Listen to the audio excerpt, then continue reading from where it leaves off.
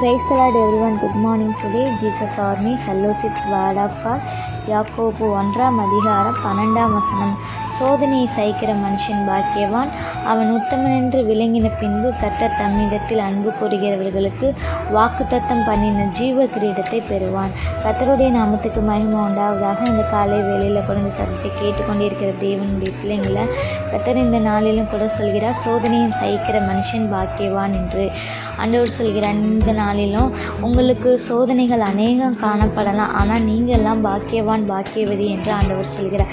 ஏன்னா அதிகமாக ஆண்டவரை நேசிக்கிறவங்களுக்கு தான் சோதனைகள் போராட்டங்கள் எல்லாமே வரும். நம்ம நோவாவை கொடுத்து பார்க்கலாம், யோபுவை கொடுத்து பார்க்கலாம். யோபு அநேக பாடுள்ளவனாக இருந்தான், பாடுள்ள மனுஷனாக இருந்தான். ஆனாலும் கர்த்தர் அவனுக்கு இருபரிவான ஆசீர்வாதங்களை கொடுக்கறது பார்க்குறோம்.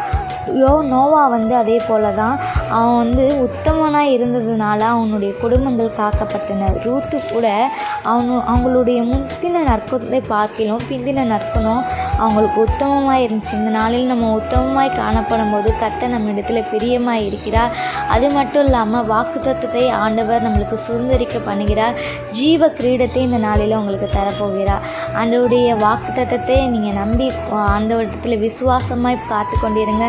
கர்த்தர் இந்த நாளில் உங்களுக்கு வெற்றியை தருவார். ஆமென். God bless you.